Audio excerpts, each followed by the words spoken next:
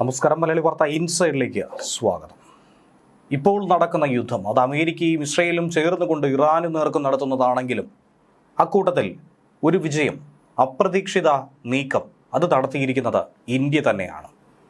എന്തു ചെയ്യരുത് എന്ന് അമേരിക്ക പറഞ്ഞു, ആ അമേരിക്കയെ കൊണ്ട് തന്നെ നിലവിൽ മാറ്റി പറയിച്ചിരിക്കുന്നു. ഉപരോധങ്ങളൊക്കെ എടുത്ത് തോട്ടിലെറിഞ്ഞിരിക്കുന്നു ഇന്ത്യ. അങ്ങനെ റഷ്യൻ എണ്ണക്കപ്പലുകൾ ഇന്ത്യയിലാക്കി പാഞ്ഞെടുക്കുകയാണ്. ഒരു വലിയ നയതന്ത്ര നീക്കമായി, വിജയമായി തന്നെ ഇതിനെ പലരും വിലയിരുത്തുന്നുണ്ട്. ഒരുപക്ഷെ ഇതൊക്കെ മുൻകൂട്ടി കണ്ടുകൊണ്ട് തന്നെ ആയിരുന്നു ഇന്ത്യ അന്ന് വ്യക്തമായ ഒരു പ്രതികരണം നൽകാത്തത്. അനാവശ്യമായി ഒരു പ്രതികരണം നൽകി പിന്നീട് അതിൻ്റെ ജാള്യത മറയ്ക്കേണ്ടതില്ലല്ലോ, മറിച്ച് പറഞ്ഞ അമേരിക്കയെ കൊണ്ട് തന്നെ മാറ്റി പറയിപ്പിച്ചാലോ, അതല്ലേ ഹീറോയിസം. അത്തരമൊരു നീക്കമാണ് ഇപ്പോൾ ഇന്ത്യ നടത്തിയിരിക്കുന്നത്. പശ്ചിമേഷ്യയിലെ ഇപ്പോഴത്തെ സ്ഫോടനാത്മകമായിട്ടുള്ള സാഹചര്യമെന്ന് പറയുന്നത് കേവലം അതിർത്തി തർക്കങ്ങൾക്കപ്പുറം ലോകക്രമത്തെ തന്നെ മാറ്റിവരയ്ക്കാൻ ശേഷിയുള്ളതാണെന്ന കാര്യത്തിൽ തർക്കമില്ല.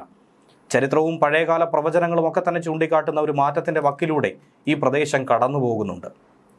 ഇറാനും അമേരിക്കയും ഇസ്രയേലും ഉൾപ്പെടുന്ന ശക്തികൾ തമ്മിലുള്ള സംഘർഷം അതൊരു ലോകമഹായുദ്ധത്തിലേക്ക് നയിക്കുമോ എന്ന ആശങ്ക ശക്തമാകുന്ന ഘട്ടത്തിൽ ഇന്ത്യ ആകട്ടെ അപ്രതീക്ഷിതമായൊരു വിജയം ഇവിടെ കൈവരിച്ചിരിക്കുന്നു.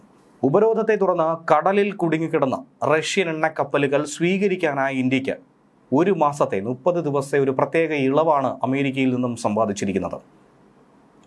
ഇന്ത്യൻ തീരത്തടുപ്പിക്കാൻ അനുവദിക്കില്ല എന്ന് കർശനമായി നിലപാട് സ്വീകരിച്ച ട്രംപിനെ കൊണ്ട് തന്നെ അത് മാറ്റി പറയിപ്പിച്ചിരിക്കുന്നു.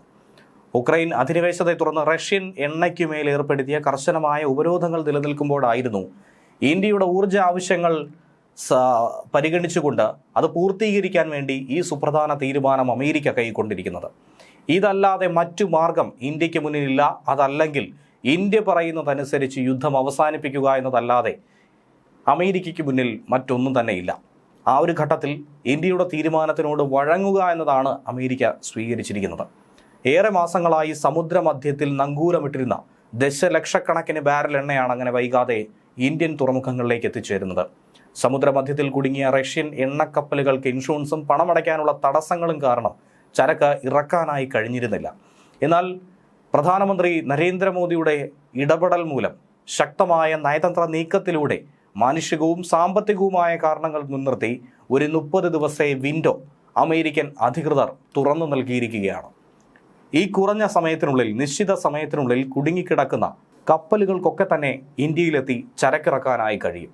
അന്താരാഷ്ട്ര വിപണിയിൽ എണ്ണവില വർദ്ധിക്കുന്ന കുതിച്ചുയരുന്ന സാഹചര്യത്തിൽ ക്രൂഡ് ഓയിൽ ബാരലിന് $100 മുകളിലേക്ക് കുതിക്കാൻ പോകുന്നുവെന്ന വാർത്ത വരുന്ന ഘട്ടത്തിൽ ഏറ്റവും കുറഞ്ഞ നിരക്കിൽ റഷ്യയിൽ നിന്നും എണ്ണ വാങ്ങുന്ന രാജ്യമായി ഇന്ത്യ അങ്ങനെ മാറും. ഇന്ത്യയുടെ തീരുമാനത്തിന് ഈ ഇളവ് വലിയ കരുത്തായി മാറും.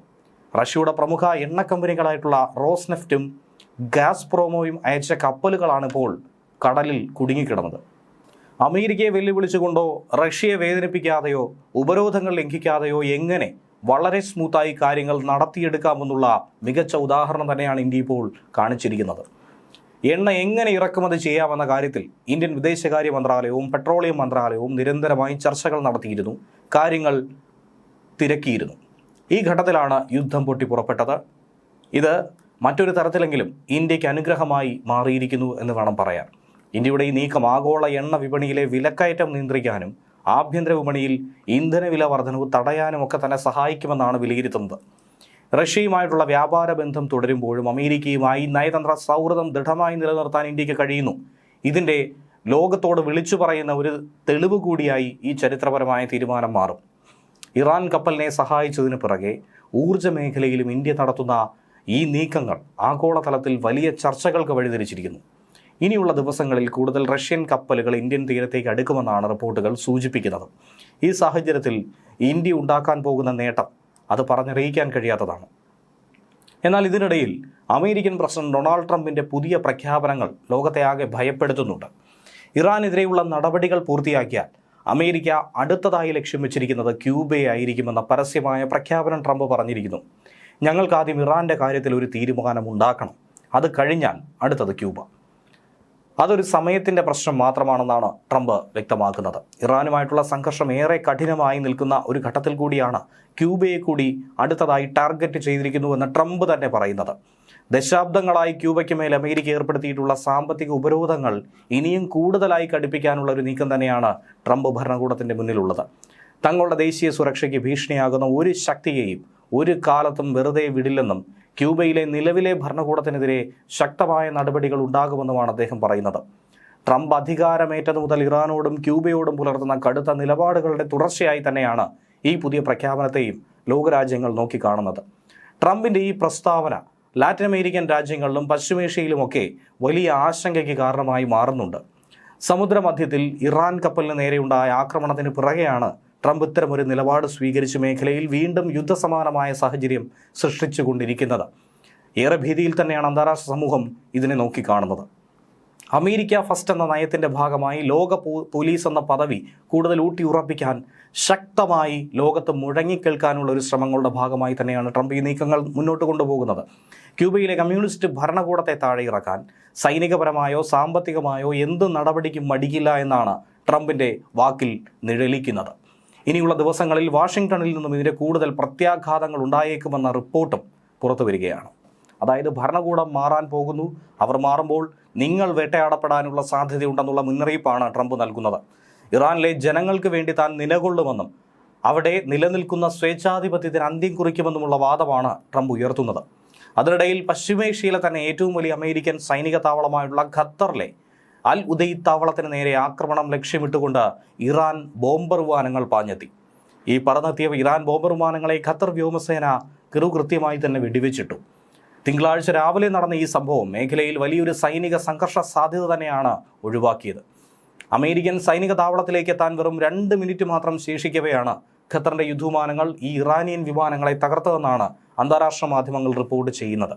10,000-ലധികം അമേരിക്കൻ സൈനികർ തങ്ങുന്ന ഏറ്റവും തന്ത്രപ്രധാനമായ ഈ താവളത്തിന് നേരെ തന്നെ ബോംബർ വിമാനങ്ങൾ എത്തുന്നത് ഖത്തറിലെ ആ മേഖലയിലെ തന്നെ സുരക്ഷാ സാഹചര്യത്തെ സാരമായി ബാധിക്കുമായിരുന്നു. ഇറാൻ അയച്ച സോവിയറ്റ് കാലഘട്ടത്തിലെ 2 സുഖോയ് 24 ടാക്ടിക്കൽ ബോംബറുകളാണ് ഖത്തർ വ്യോമസേന വെടിവെച്ചിട്ടത്. ഖത്തറിന്റെ ഒരു F-15 യുദ്ധവിമാനമാണ് കൃത്യമായ പ്രതിരോധത്തിലൂടെ ഇതിനെ വെടിവെച്ചിട്ടത്. തകർക്കപ്പെട്ട ഈ ഇറാനിയൻ വിമാനങ്ങളിൽ ബോംബുകളും ഗൈഡഡ് യുദ്ധ സാമഗ്രികളും ഉണ്ടായിരുന്നുവെന്നാണ് അമേരിക്കൻ വൃത്തങ്ങൾ ചൂണ്ടിക്കാണിക്കുന്നത്. അൽ ഉദൈദ് താവളത്തെ കൂടാതെ ഖത്തറിന്റെ സമ്പദ് വ്യവസ്ഥയുടെ തന്നെ നട്ടെല്ലായി കണക്കാക്കുന്ന പ്രകൃതിവാതക സംസ്കരണ കേന്ദ്രമായിട്ടുള്ള റാസ് ലഫാനെയും ലക്ഷ്യമിട്ടുകൊണ്ടാണ് ഇറാൻ വിമാനങ്ങൾ എത്തിയതെന്നാണ് റിപ്പോർട്ട്. ഈ 2 തന്ത്രപ്രധാന കേന്ദ്രങ്ങൾക്ക് നേരെ നടന്നേക്കാവുന്ന ഏതൊരു ആക്രമണവും ഖത്തറിന്റെ പല മേഖലയ്ക്കും ഗുരുതരമായ പ്രത്യാഘാതങ്ങൾ സൃഷ്ടിക്കുമായിരുന്നു. ഖത്തറിനെ കൂടി ലക്ഷ്യം വെച്ച് തന്നെയാണ് ഇറാൻ ഇപ്പോൾ ഈ ആക്രമണം നടത്തുന്നത് എന്ന് ഇതിലൂടെ വ്യക്തമായിരിക്കുന്നു. റഡാർ സംവിധാനങ്ങളിൽ നിന്നും രക്ഷപ്പെടാൻ വേണ്ടി സാധാരണ വിമാനങ്ങൾ പറക്കുന്നതിലും വളരെ താഴെ ഏകദേശം കേവലം ഒരു 80 അടി മാത്രം ഉയരത്തിലാണ് ഇറാൻ ബോംബറുകൾ പറന്നു വന്നത്. ഖത്തർ വ്യോമാതിർത്തിയിലേക്ക് പ്രവേശിച്ച ഉടൻ ഖത്തർ അധികൃതർ റേഡിയോ സന്ദേശങ്ങളിലൂടെ ഇറാൻ വിമാനങ്ങൾക്ക് മുന്നറിയിപ്പ് കൊടുത്തു. എന്നാൽ ഈ മുന്നറിയിപ്പുകളോട് ഇറാനിയൻ വിമാനങ്ങളിൽ നിന്നും ഒരു പ്രതികരണവും കിട്ടിയില്ല. തുടർന്നാണ് സാഹചര്യം വിലയിരുത്തി ഖത്തർ വ്യോമസേന യുദ്ധവിമാനങ്ങളെ അയച്ച് അവയെ വെടിവെച്ചിട്ട ഇറാൻ വിമാനങ്ങൾ ഖത്തർ സമുദ്ര പരിധിയിലാണ് തകർന്നു വീണത്. ഖത്തറിന്റെ അതിർത്തി ലംഘിച്ചുള്ള ഈ നീക്കം അന്താരാഷ്ട്ര നിയമങ്ങളുടെയും വ്യോമാതിർത്തി സംരക്ഷണ പ്രോട്ടോക്കോളുകളുടെയും ലംഘനമായി തന്നെ ചൂണ്ടിക്കാട്ടപ്പെടുകയാണ്. ന്യൂസ് ഡെസ്ക് മലയാളി വാർത്ത ഇൻസൈറ്റ്.